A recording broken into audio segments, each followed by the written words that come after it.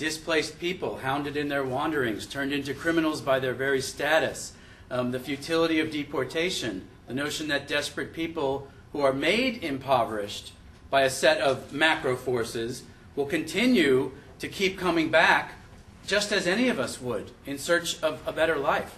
And I don't just mean that in some kind of, better life colloquial way, in search of basic things like human dignity, the capacity to feed your children, for your children and yourself to even imagine a better future, things that we kind of take for granted in most of our lives. So I want to tell a little story about what's been happening in my home state of Arizona.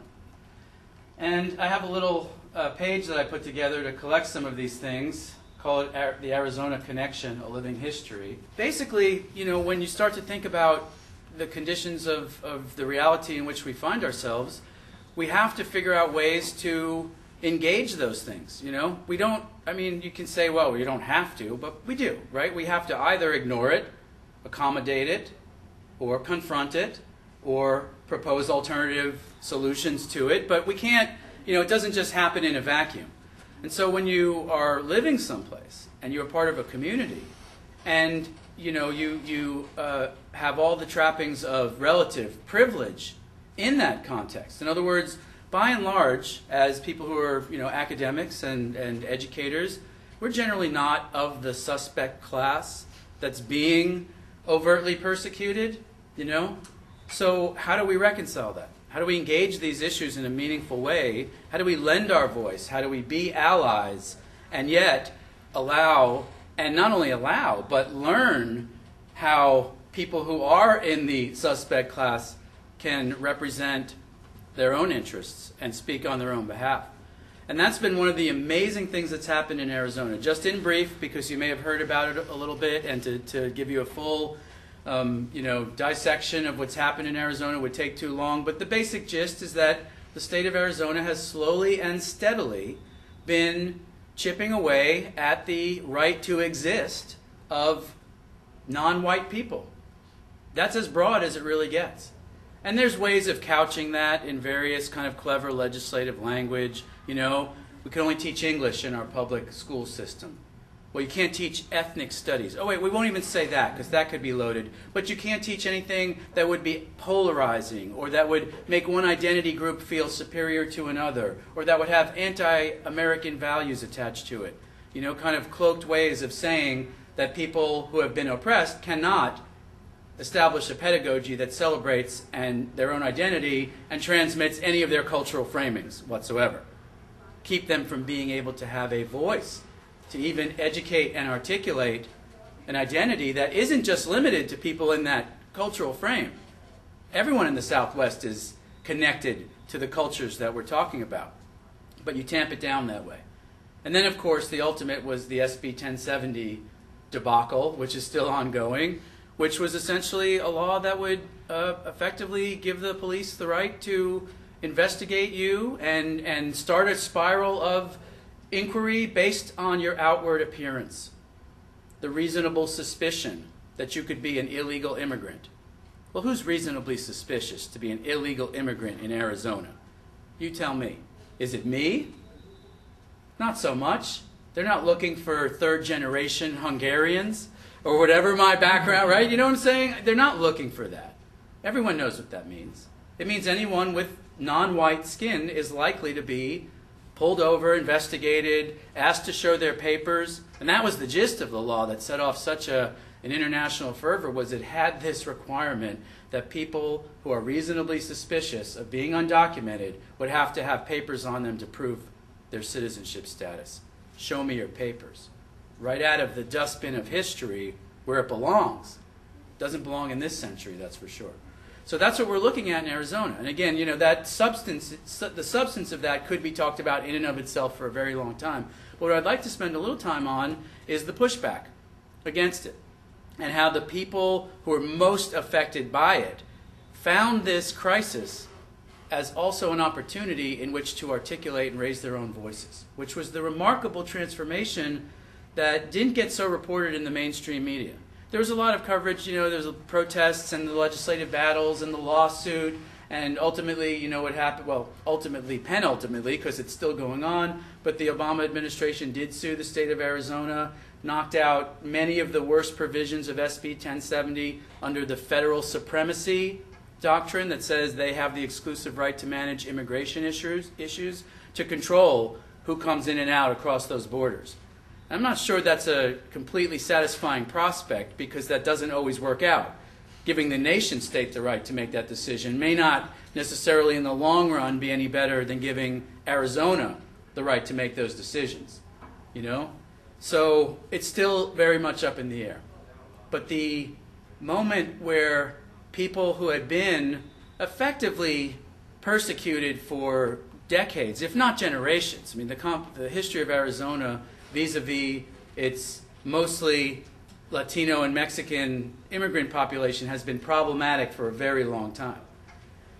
But the moment where folks, you know, look at that and say, well, if they're going to do this overtly now, right, if they're going to take the worst possible practices that we've been experiencing in a more sort of informal, ongoing way and turn it into institutionalized policy, the moment that happens, we've got nothing but our chains to lose anymore, right? What are they going to do to us now?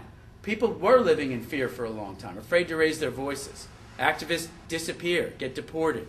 But now, if they're going to go this far, the consequence is a lot of folks in the suspect class said, enough's enough. And you started seeing this mantra of undocumented and unafraid take hold among the Latino community. Folks saying, look, you know, this is who we are. I can't scrub this off. I can't assimilate through this, right? So maybe in a weird way, that's finally the moment where folks could stand up and say, you know, here I am. Come get me if you want me. And a lot of brave people did just that. People who had a lot to lose, to be broken up from their families, to lose their livelihoods, to lose that chance of a better future. And let's just face it, step one, take one step back and ask yourself, why are folks coming across this border? Well, as a lot of people in the Southwest like to say, they didn't cross the border crossed them. You know what I'm saying? Like, many of these people have a deep historical entitlement to the place that we're disputing right now. Only we want it. Very much resonates with Ovid's talk this morning, with Chief McCready's talk, that, you know, these are lands that are contested in many ways, but not in our cultural frame. Because, of course, our narrative is manifest destiny, clear entitlement. And then if you want to talk to us about how you fit into that framework and what your negotiating status is, we can maybe talk about that a little bit, as long as you know that we control the overall picture. But, you know, so that's been a very deep-seated historical situation. So these folks are crossing a border that, for many of them, it actually transects certain ancestral and even current Native American lands, where people's communities are bisected by this border. But why else do people move?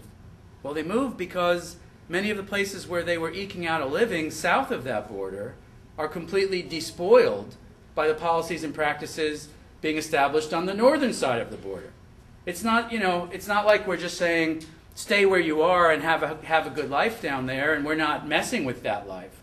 We're taking people away from the land tenure that they've known for generations. We're making it impossible for them to scrape out sustainable, you know, meager sort of sustenance livings even. We're toxifying the environment, stealing the water table, breaking down the village structure, you know, and using all kinds of Trojan horses to accomplish that, ranging from NAFTA to the war on drugs and a quasi-militaristic model that is very apparent when they start flying drones over the U.S.-Mexico border and putting 5,000 National Guard troops, many returned soldiers from Iraq and Afghanistan. So this is a very contested space. It's one of the most contested borders on the planet. People will move when they are desperate. You and I would do it, you know? I mean, we would. If you're a parent especially, you'd have a responsibility to consider doing that. And no letter of law and no border wall would stand in your way if you were a parent whose child was drinking, you know, polluted, poisonous water from a standpipe. Whereas 10 or 20 years ago, you might have actually had a plot of land where you were growing food. So these are the macro kind of factors. So against this, you start seeing voices rise up saying, you know, this is really now kind of out in the open.